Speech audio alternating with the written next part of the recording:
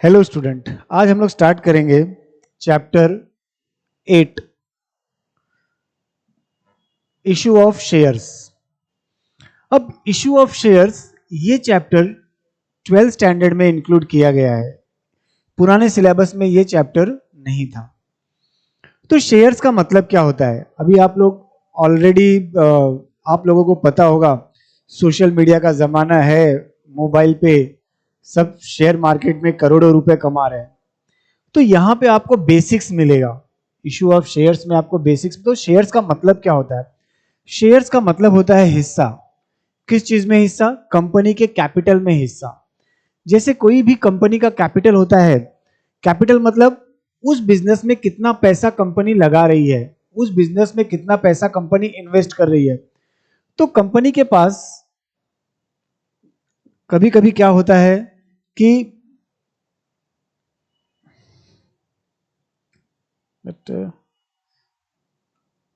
हाँ, तो कंपनी, जब भी कंपनी को पैसे चाहिए, कंपनी को क्या चाहिए? मनी चाहिए। और मनी के लिए कंपनी क्या करती है? लोन लेती है। लेकिन लोन का एक प्रॉब्लम है, लोन के लिए क्या देना पड़ता है? इंटरेस्ट देना पड़ता है। तो इंटरेस्ट कंपनी का पूरा प्रॉफिट खा जाती है, जिसकी वजह से कंपनी एक्सपांड नहीं कर पाती। तो कंपनी को एक्सपांड करने के लिए, बिजनेस बढ़ाने के लिए कंपनी को क्या चाहिए? कैपिटल चाहिए। कैपिटल मीन्स मनी चाहिए। और वो मनी क्या करती है कंपनी? किससे कलेक्ट करती है? पब्लिक से। अब जो पब्लिक है, पब्लिक के पास इतना पैसा है क्या? नहीं है। तो पब्लिक से वो पैसा पार्ट बाय पार्ट कलेक्ट करती है। मीन्स स्मॉल कैपिटल, यानी छोटे छोटे हिस्सों में वो कलेक्ट करती है।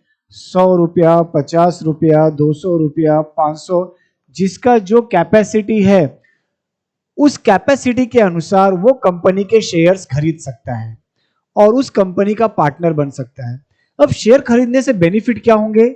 इस चैप्टर में वो सारी चीजें इंक्लूडेड नहीं है। इसमें केवल इस प्रोसीजर को ध्यान दिया गया है, कंपनी शेयर्स इशू कर रही है और पब्लिक से पार्ट बाय पार्ट क्या कर रहे हैं? कलेक्ट कर रहे हैं। कंपनी, अब जो शेयर्स इशू किए जाते हैं, प्रैक्टिकल और थियरी में थोड़ा सा डिफरेंस है। अभी अगर प्रैक्टिकल हम लोग देखेंगे तो आईपीओ बोला जाता है, इनिशियल पब्लिक ऑफर। और हमारे टेक्स्ट बुक में जो दिया है, शेयर्स इशू किए जाते हैं, वो पहले एप्लीकेशन इशू किया जाता है।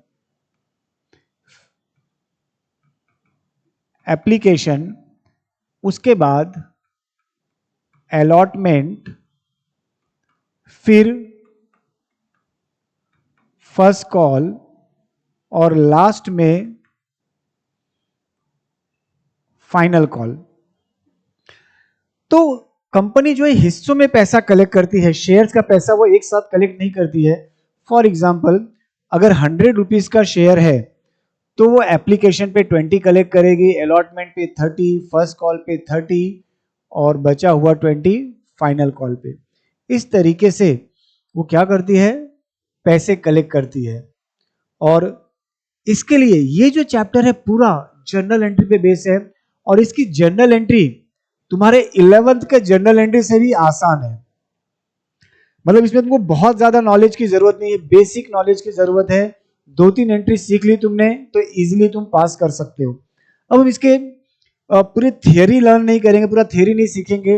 हम लोग केवल इसमें प्रैक्टिकल पार्ट की तरफ फोकस करेंगे। प्रैक्टिकल पार्ट मतलब क्या होता है कि क्वेश्चन सॉल्व करने के लिए हमें कौन कौन सी बातें पता होनी चाहिए, फिलहाल वो पार्ट हम लोग कवर करेंगे। तो देखो यहां पे इसमें हमें कौन सा पेज नंबर डायरेक्ट सर्च करने का ऑप्शन है क्या? हाँ। अब यहां पे दो टाइप्स के शेयर्स होते हैं, एक इक्विटी शेयर्स और एक प्रेफरेंस शेयर्स। इक्विटी शेयर्स किसको बोला जाता है? जो प्रेफरेंस नहीं है। इक्विटी शेयर्स किसको बोला जाता है? जो प्रेफरेंस नहीं है। मींस इक्विटी शेयर होल्डर को इन case of winding up last में पैसा दिया जाता है, डिविडेंड भी जब प्रॉफिट होगा तो दिया जाता है। लेकिन प्रेफरेंस शेयर होल्डर को फिक्स रेट ऑफ डिविडेंड दिया जाता है और इक्विटी शेयर होल्डर को फिक्स रेट ऑफ डिविडेंड नहीं दिया जाता है। इन case of winding up preference share holder को पहले पैसा दिया जाता है, केवल इतना ही डिफरेंस है। अब हम लोग जर्नल एंट्री में आ जाते हैं।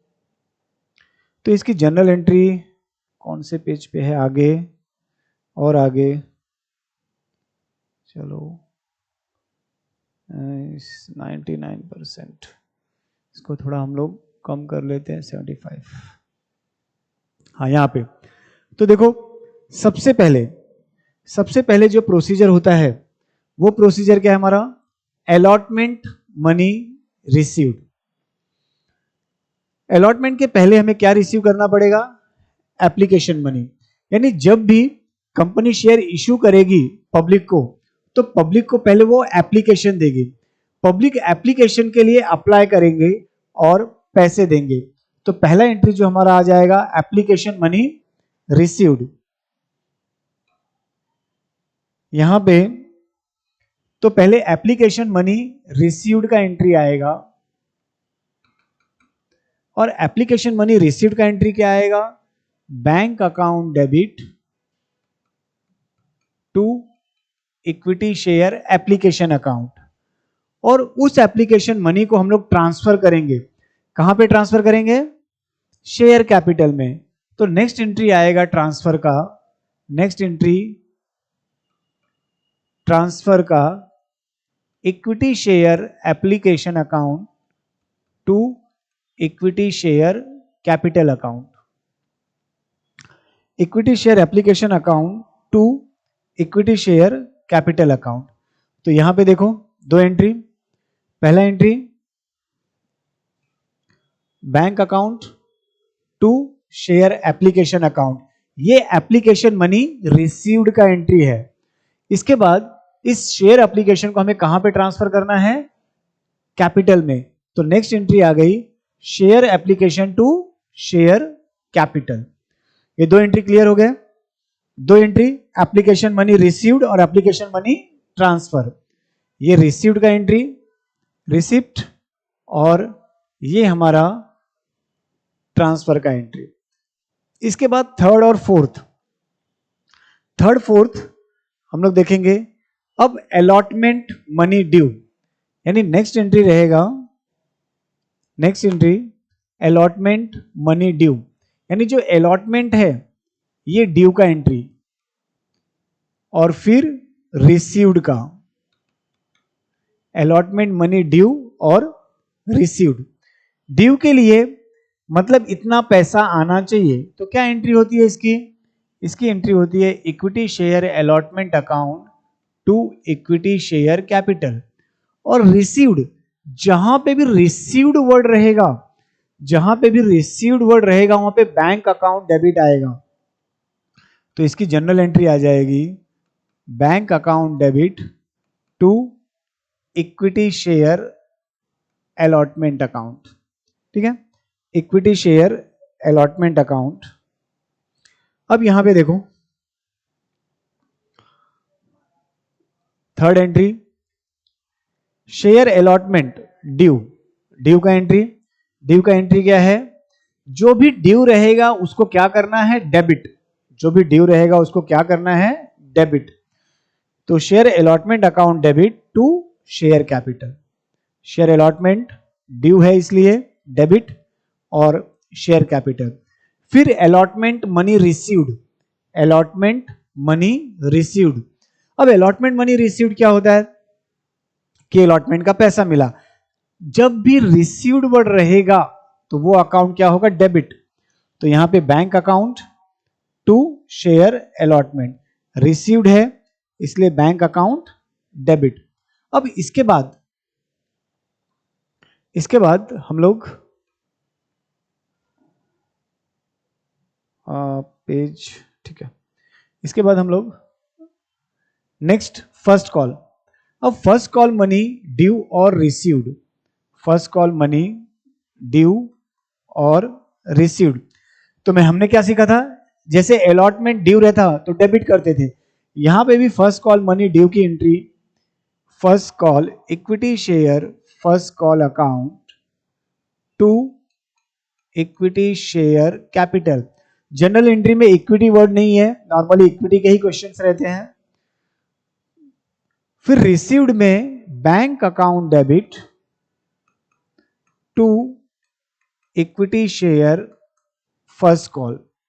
तो इस तरीके से पहले ड्यू और फिर रिसीव्ड। अब यहां पे फिफ्थ और सिक्स्थ एंट्री देखो, यहां पे share first call account debit due, due में share first call account debit to share capital, और रिसीव्ड में जब भी रिसीव्ड वर्ड आएगा तो क्या करना है, bank account debit, bank account debit to share first call account. तो इस तरीके से हमारी जनरल एंट्री हो गई। अब इसके आगे सारे एंट्रीज ऐसे ही है, इसके आगे सारे एंट्रीज ऐसे ही है, यानी ये फर्स्ट कॉल, फिर फाइनल कॉल के लिए भी सेम रहेगा, ड्यू, रिसीव्ड, फिर सेकेंड कॉल, फाइनल कॉल, सबके लिए सेम एंट्री है। सेम एंट्री का मतलब जो ड्यू रहेगा उसको डेबिट करना है टू शेयर कैपिटल। फिर रिसीव्ड का एंट्री, रिसीव्ड के लिए बैंक अकाउंट डेबिट करना है और जिसके पैसे मिल रहे हैं उसको क्रेडिट करना है। ठीक है, अब ये हो गया हमारा। आगे का एंट्रीज देख लो चाहिए तो, आगे का एंट्रीज यहां पे देखो, on second call due, second call money received, second call money due, second call money received, third call money due, third and final call money received. ये सब कॉमन एंट्री है। जो अलॉटमेंट से सिलसिला चालू हुआ है सेम सेम जनरल एंट्री है। बोलेंगे same general entry means procedure, due received, इतना पैसा मिलना चाहिए, इतना पैसा मिला, इतना पैसा मिलना चाहिए, इतना पैसा मिला, ये ड्यू, ये रिसीव्ड, ये ड्यू, ये रिसीव्ड। ठीक है, इतना क्लियर हुआ। ये तुम्हारा बेसिक एंट्री, और बेसिक एंट्री में जरा भी दिमाग लगाने की जरूरत नहीं है, सारे एंट्रीज ड्यू और रिसीव्ड है, केवल एप्लीकेशन को छोड़ के। अब इसके बाद हम लोग जो शेयर्स इशू होते हैं, शेयर्स इशू किए जाते हैं, वो कैसे इशू किए जाते हैं। शेयर्स तीन टाइप से इशू किए जाते हैं, at par, at premium and at discount, at par, premium and discount. तो issue at par, issue at par का मतलब क्या होता है, इफ एज्यूम शेयर का प्राइस है 10 रुपीज, उसकी फेस वैल्यू है 10 रुपीज, अगर 10 रुपए का शेयर 10 रुपए में इशू किया जाता है तो उसको क्या बोला जाता है, एट पार। लेकिन वही 10 रुपए का शेयर अगर 12 रुपीज में इशू किया जाता है तो जो 2 रुपीज है वो क्या हो जाएगा, प्रीमियम। और वही शेयर अगर समझो कंपनी 9 रुपीज में इशू करती है, वही शेयर समझो कंपनी 9 रुपीज में इशू करती है, तो जो 1 रुपी है उसको क्या बोला जाएगा, डिस्काउंट। कंसेप्ट क्लियर हुआ, इशू एट पार, प्रीमियम और डिस्काउंट। तो जो पार की जनरल एंट्री है वो ऑलरेडी हमने सीख लिया है। जो पार का जनरल एंट्री था, जो हमने इसके पहले जनरल एंट्री सीखा, वो इशू एट पार का था। अब हम लोग ये दो सिचुएशन देखेंगे जब कंपनी प्रीमियम पे इशू करती है और डिस्काउंट पे शेयर्स इशू करती है। जब कंपनी प्रीमियम पे इशू करती है और डिस्काउंट पे इशू करती है, तो यहां पे देखते हैं हम लोग इलस्ट्रेशन। हाँ ठीक है,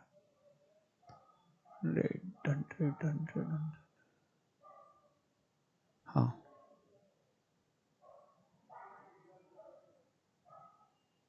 देखो, issue of shares at premium, issue of shares at premium. यहां पे देखो, a company can issue it's shares more than its face value. Face value से ज्यादा पे अगर इशू करती है तो उसको हम लोग प्रीमियम बोलते हैं। यहां पे एग्जांपल दिया है, 10 रुपए का शेयर 13 रुपए में इशू किया गया। तो ये सिचुएशन समझ में आ गया। अब हमें जनरल एंट्री पे फोकस करना है। तो जो प्रीमियम रहता है, premium is always collected with allotment. ये ध्यान में रखना, हमेशा प्रीमियम अलॉटमेंट के साथ कलेक्ट किया जाता है। कभी कभार फर्स्ट एंड फाइनल कॉल के साथ भी होता है, लेकिन 99% अलॉटमेंट के साथ में कलेक्ट होता है। तो बोलेंगे सर प्रीमियम मतलब एक्स्ट्रा पैसा, एक्स्ट्रा पैसा मतलब कंपनी का इनकम, और इनकम हम लोग कहां पे लिखते हैं? क्रेडिट में। इनकम कहां पे लिखते हैं हम लोग? क्रेडिट में। तो क्रेडिट में आ जाएगा तो हमारा ड्यू का जनरल एंट्री, ये जो हमारा ड्यू का जनरल एंट्री था, इसके पहले share allotment to share capital, हमारा ड्यू का जनरल एंट्री पहले इतना ही था। लेकिन अगर हम लोग प्रीमियम पे इशू कर रहे हैं और प्रीमियम हमारे लिए क्या है? इनकम है, तो उसको क्या करेंगे? क्रेडिट। प्रीमियम कंपनी के लिए इनकम है, इतना ध्यान में रखोगे। इनकम मतलब क्रेडिट। याद है 11 का नॉमिनल अकाउंट? याद है क्या है रूल?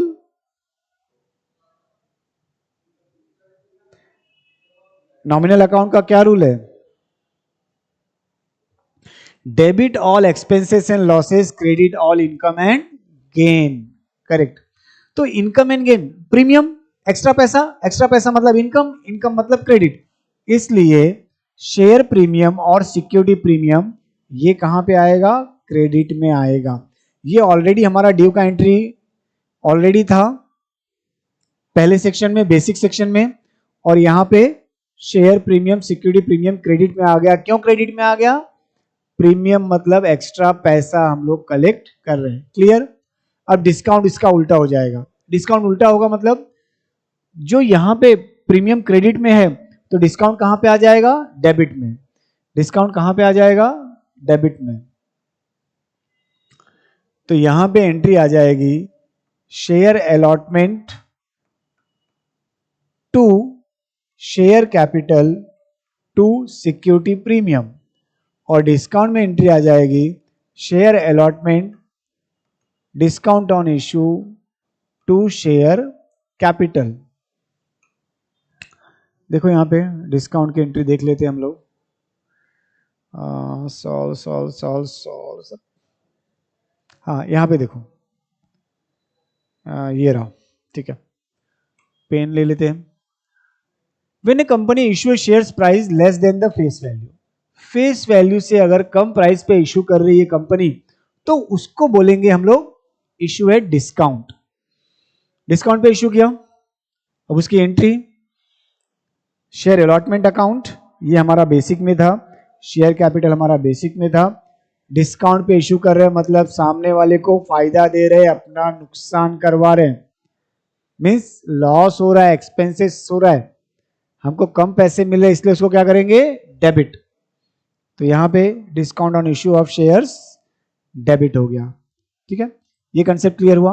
अब नेक्स्ट कंसेप्ट, अगर कोई भी शेयर होल्डर, अगर कोई भी share holder allotment, first call या फाइनल कॉल का पैसा नहीं देता है, अलॉटमेंट, फर्स्ट कॉल या फाइनल कॉल का पैसा नहीं देता है, तो कंपनी के पास एक अथॉरिटी रहती है, कंपनी के पास एक अथॉरिटी रहती है कि उसको वो क्या कर सके? फॉरफिट कर सके, जिसको बोला जाता है फॉरफीचर ऑफ शेयर्स। अब बोलेंगे सर फॉरफीचर ऑफ शेयर्स क्या होता है? Forfeiture of shares in case share holder fail to pay call money, company have right to forfeit the shares, मतलब उसके शेयर्स अपने कब्जे में ले लेगी और उसको वापस से क्या कर सकती है? फॉरफिट करने के बाद री इश्यू कर सकती है, और री इश्यू करने के बाद फिर फॉरफिट और री इश्यू में जो डिफरेंस रहेगा उसको ट्रांसफर करना पड़ता है कैपिटल रिजर्व में। इसकी तीनों की जनरल एंट्री देखेंगे हम लोग। देखो यहां पे फॉरफिट का कंसेप्ट अच्छा, उसके पहले एक कंसेप्ट आता है ओवर सब्सक्रिप्शन, ठीक है। फॉरफिट का कंसेप्ट देखते हैं हम लोग, ओवर सब्सक्रिप्शन। अब ओवर सब्सक्रिप्शन क्या होता है? ओवर सब्सक्रिप्शन और अंडर सब्सक्रिप्शन। ओवर सब्सक्रिप्शन मतलब अगर हमारी कंपनी ने 10,000 शेयर्स इशू किए और पब्लिक ने 15,000 शेयर्स के लिए अप्लाई किया, ये इशू है और ये सब्सक्राइब है, ठीक है। तो 10,000 शेयर्स के लिए इशू किया गया, 15,000 शेयर्स के लिए पब्लिक ने अप्लाई किया, तो इसको बोलते हैं हम लोग ओवर सब्सक्रिप्शन। जब ओवर सब्सक्रिप्शन होगा तो पैसे हमें वापस करने पड़ेंगे। मतलब सर पैसे तो ज्यादा आ गए, क्यों वापस करने पड़ेंगे? क्योंकि कंपनी के पास शेयर्स बेचने के लिए केवल 10,000 ही थे, 15,000 लोग खरीदने के लिए आ गए, उन्होंने पैसे दे दिए, बुकिंग अमाउंट दे दी, लेकिन कंपनी के पास जैसे 10,000 ही फ्लैट है और बुकिंग 15,000 लोगों ने कर दिया, तो 5,000 लोगों के पैसे क्या करने पड़ेंगे? वापस करने पड़ेंगे। 5,000 लोगों के पैसे क्या करने पड़ेंगे? वापस करने पड़ेंगे। तो एंट्री आ जाएगी share application account debit to bank account. जब एप्लीकेशन मनी रिसीव्ड था तो हमारी जनरल एंट्री क्या थी? Bank to share application. और जब रिफंड करेंगे, पैसे वापस करेंगे, तो एंट्री क्या आ जाएगी? शेयर एप्लीकेशन टू बैंक, ठीक है। तो यहां पे फॉरफीचर का कंसेप्ट हम लोग बाद में देखते हैं, फॉरफीचर का कंसेप्ट बाद में देखते, पहले ओवर सब्सक्रिप्शन और अंडर सब्सक्रिप्शन का कंसेप्ट देख लेते हैं, ठीक है। इशू ऑफ शेयर्स, इशू समझो हमने किया 10,000 शेयर्स, और अगर पब्लिक ने सब्सक्रिप्शन किया है कितना? 15,000 शेयर्स का, तो इसको बोला जाएगा ओवर सब्सक्रिप्शन। और इसकी जगह पे अगर समझो 8,000 शेयर्स के सब्सक्रिप्शन हुए, मतलब पब्लिक ने अप्लाई किया, तो इसके लिए इसको बोला जाएगा अंडर सब्सक्रिप्शन। तो ओवर सब्सक्रिप्शन में पैसे रिफंड करने पड़ते हैं, लेकिन अंडर सब्सक्रिप्शन में पैसे रिफंड करने नहीं पड़ेंगे। क्यों? ऑलरेडी हमारा कम बिका है, हम 10,000 बेचना चाह रहे थे, 10,000 बेचना चाह रहे थे और 8,000 ही पब्लिक ने अप्लाई किया है, तो यहां पे तो कुछ रिफंड देना नहीं है। नेक्स्ट पार्ट देखते हैं हम लोग। क्लियर हो गया ओवर सब्सक्रिप्शन, अंडर सब्सक्रिप्शन। उसके बाद और क्या है चेक करते हैं हम लोग।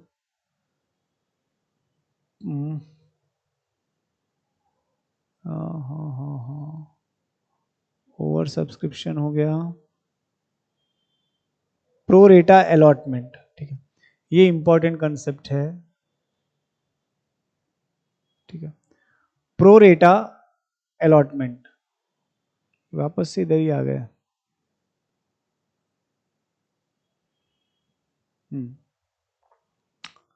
प्रो रेटा अलॉटमेंट, देखो प्रो रेटा अलॉटमेंट क्या होता है?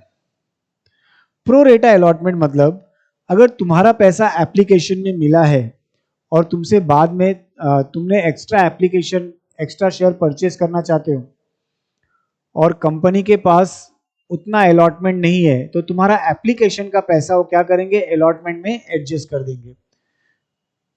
तो देखो, when application received more than number of shares, it can be reduce the number of shares to be allotted each applicant proportionately।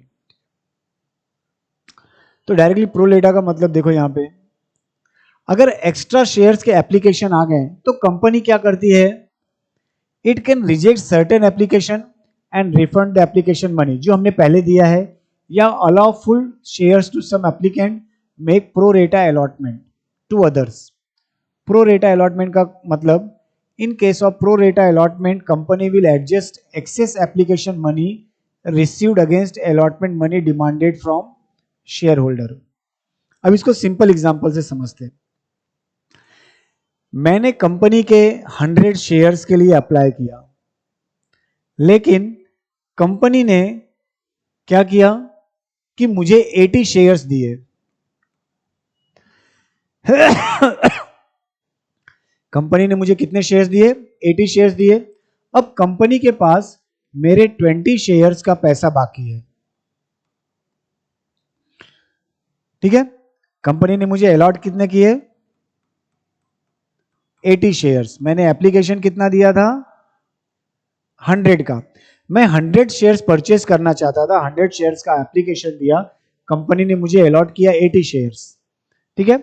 अब कंपनी के पास मेरा 20 शेयर्स का एप्लीकेशन मनी एक्स्ट्रा पड़ा है, तो नेक्स्ट जब कंपनी मुझसे अलॉटमेंट का पैसा मांगने आएगी तो कंपनी क्या बोलेगी? मुझे रिफंड नहीं करेगी, मेरा जो शेयर एप्लीकेशन का पैसा है वो किसमें एडजस्ट कर देगी? अलॉटमेंट। इसलिए यहां पे जो एंट्री आती है वो ये एंट्री आती है, share application account to share capital to share allotment. इसका मतलब जो टोटल एप्लीकेशन मनी है उसका जो इशू है वो शेयर कैपिटल में जाएगा, और जो एक्स्ट्रा है वो किस में जाएगा? अलॉटमेंट में जाएगा। तो ये जनरल एंट्री हमको याद रखनी है। तो प्रो रेटा में क्या होता है? जितना पैसा हम लोग एप्लीकेशन का ट्रांसफर करते हैं किसमें? शेयर कैपिटल में। जितना हम लोग इशू कर रहे हैं, समझो कंपनी ने 10,000 इशू किया और 11,000 उसको एप्लीकेशन मनी मिला, 1,000 को क्या कर रही है? वो प्रो रेटा में इशू कर रही है। तो 1,000 शेयर्स कहां पे एडजस्ट करेंगे? अलॉटमेंट में। जैसे मेरे 20 शेयर्स का पैसा, मेरे 20 शेयर्स का एप्लीकेशन मनी कंपनी क्या करेगी? अलॉटमेंट में एडजस्ट कर देगी। क्यों? क्योंकि 80 शेयर्स का मुझे अलॉटमेंट मनी देना है। तो प्रो रेटा में क्या होता है कि एक्सेस एप्लीकेशन मनी किसमें एडजस्ट किया जाता है? अलॉटमेंट, ठीक है। कंपनी के पास ऑप्शन होता है उनका पैसा उनको रिटर्न कर दिया जाए, या फिर वो ऑलरेडी हमारी कंपनी के शेयर्स अलॉट हुआ है उनका, तो एप्लीकेशन का पैसा कहां पे एडजस्ट कर देंगे? अलॉटमेंट में, ठीक है। इस तरीके से इसको ध्यान में रखो। नेक्स्ट पार्ट प्रो रेटा के बाद अब हमारा लास्ट आ जाएगा फॉर फीचर। देखते हैं,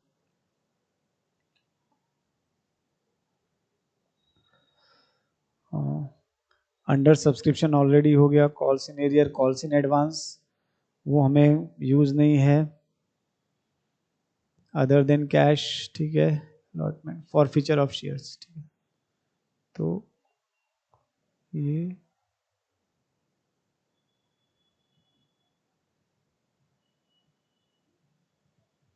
कितना? 75 ग्रेड 50 फॉर फीचर ऑफ शेयर्स।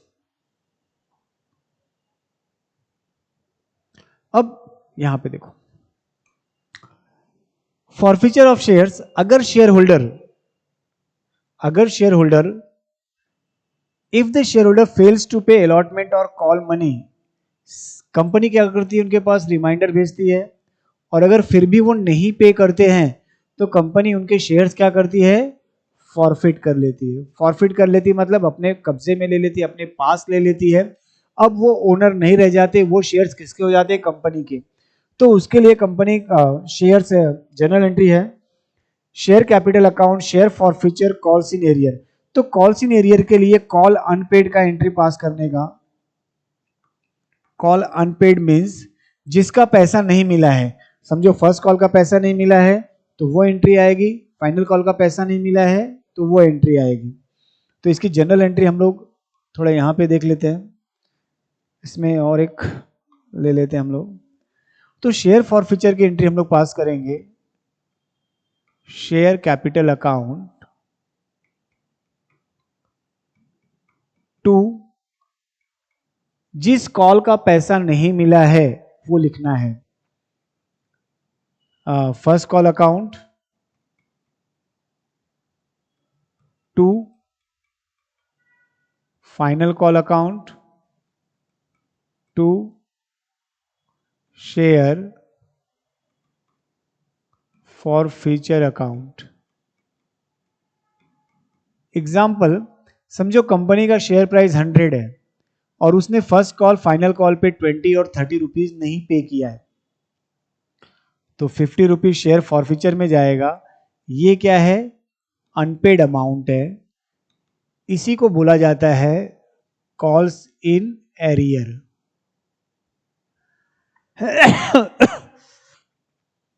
तो ये एंट्री ध्यान में रखना है, इसको लिख लो। अब फॉरफिट करने के बाद कंपनी के पास ऑप्शन रहता है कि वो शेयर अपने पास रखे या फिर से उसको री इश्यू करे। तो फायदा किसमें है? सीधी सी बात है, वापस से बेचने में पैसा आएगा। तो कंपनी उसको री इश्यू करती है। री इश्यू देखते हैं हम लोग। चलो आगे, टेक्स्ट बुक। हाँ, व्हेन डिस्काउंट का तो नहीं लेंगे हम लोग। व्हेन शेयर्स हो जाए इश्यूड एट डिस्काउंट, ठीक है।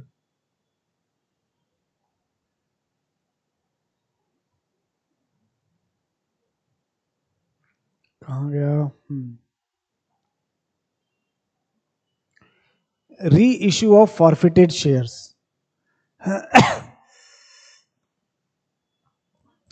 Re issue of forfeited shares, तो यहां पे दिया है re issue of forfeited share either par, either premium और डिस्काउंट। लेकिन नॉर्मल केस में जब शेयर्स को री इश्यू किया जाता है तो वो डिस्काउंट पे ही किया जाता है, प्रीमियम और पार पे नहीं। यानी तुम्हारे क्वेश्चन बोर्ड क्वेश्चंस में या टेक्स्ट बुक में सारे क्वेश्चंस जो है री इश्यू किस पे किए जाते हैं? डिस्काउंट में। तो इसकी जनरल एंट्री क्या आएगी? इसकी जनरल एंट्री आएगी,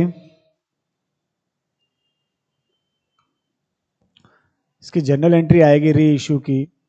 री इश्यू, री इश्यू जब री इश्यू करेंगे तो बैंक अकाउंट डेबिट, और डिस्काउंट पे री इश्यू कर रहे हैं तो डिस्काउंट की जगह लिखा जाएगा शेयर फॉर फ्यूचर अकाउंट।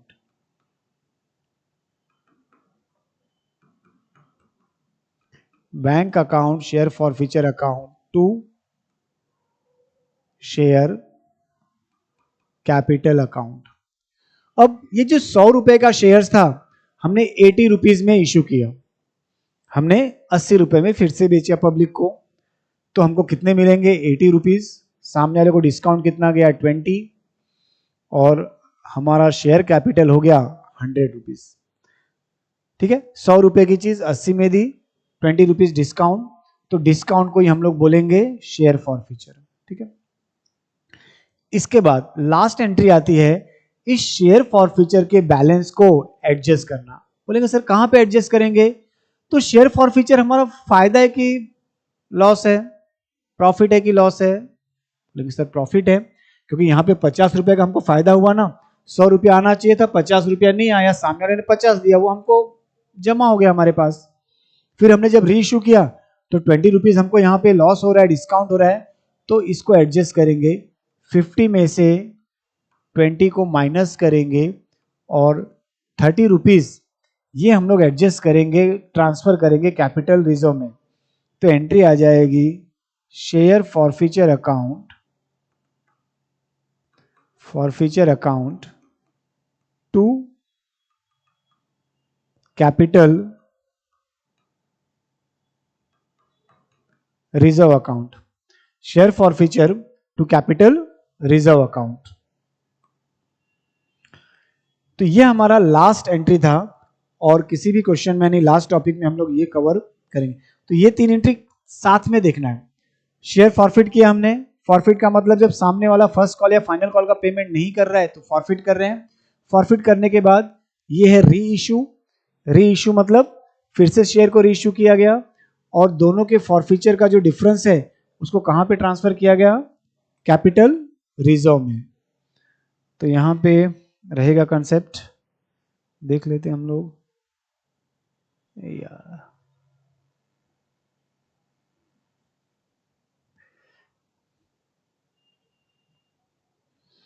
कहाँ गया?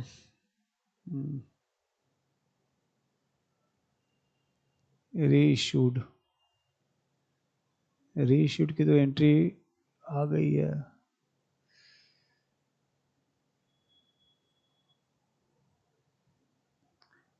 ठीक है, जनरल एंट्री में ही देख लो यहाँ पे, थियरी का यहाँ पे देखो, जैसे यहाँ पे शेयर फॉरफिट हुआ है, फिर यहाँ पे ये फॉरफिट का एंट्री, ये री इशू का, और यहाँ पे शेयर फॉरफिचर कितना है 8000, यहाँ पे शेयर फॉरफिचर कितना है 4000, तो 8000 माइनस 4000 कितना बैलेंस आ जाएगा 4000। 4000 किस में ट्रांसफर करेंगे, कैपिटल रिजर्व में, ठीक है।